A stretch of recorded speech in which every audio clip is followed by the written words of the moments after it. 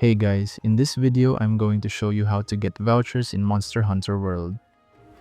Vouchers increase quest rewards, improve chances for rare drops, and gives 100% activation chance of food skills in the canteen. The main way to get vouchers is by logging in daily. Each daily login rewards you with vouchers automatically. The best way to get voucher in base world is by farming the event quest Greeting the Gluttons. This event quest gives multiple vouchers in a single hunt. Just use your endgame build, and since this is a low rank quest, you should be able to complete this hunt in less than 5 minutes.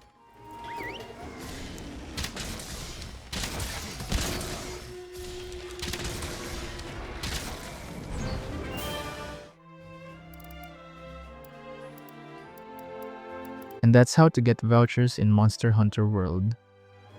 Thank you so much for watching.